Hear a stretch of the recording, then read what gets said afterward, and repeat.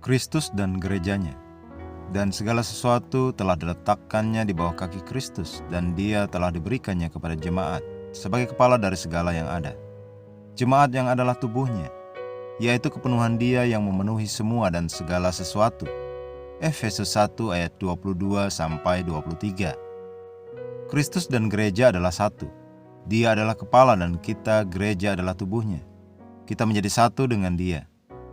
Dalam Kisah Para Rasul 9 ayat 3-5 misalnya, kita mempunyai referensi yang jelas mengenai kesatuan Kristus dan gereja dalam percakapan antara Tuhan dan Saulus dari Tarsus yang kemudian menjadi Paulus.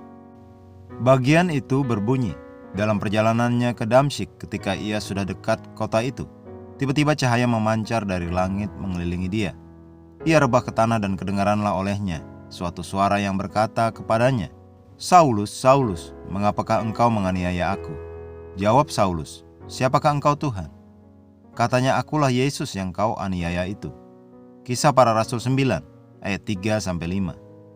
Sebelum pertobatannya, Saulus membuat kekacauan di gereja mula-mula dan menganiaya orang-orang Kristen di mana saja, sampai dia bertemu dengan Tuhan yang menahannya dan bertanya, "Saulus, Saulus, mengapakah engkau menganiaya aku?" Tuhan dengan sangat detail mengidentifikasi dirinya dengan gereja. Suatu pelanggaran atau kejahatan yang dilakukan terhadap gereja adalah hal yang juga dilakukan terhadap Yesus. Tuhan menganggapnya pribadi karena kita berasal dari kelompok yang sama. Dialah pokok anggur dan kita gereja adalah ranting-rantingnya. Dialah kepala gereja, ialah kepala tubuh, yaitu jemaat. Kolose 1 ayat 18. Kepala dan tubuh mempunyai nama, wewenang dan identitas yang sama. Bersama-sama kita disebut Kristus. Kita telah dibaptis ke dalam tubuh Kristus. 1 Korintus 12 ayat 27 mengatakan, "Kamu semua adalah tubuh Kristus dan kamu masing-masing adalah anggotanya." 1 Korintus 12 ayat 13 mengatakan, "Sebab dalam satu roh kita semua telah dibaptis menjadi satu tubuh, dan kita semua diberi minum dari satu roh." Gereja menjawab dengan nama yang sama bagi kepala atau tubuh, yaitu Kristus.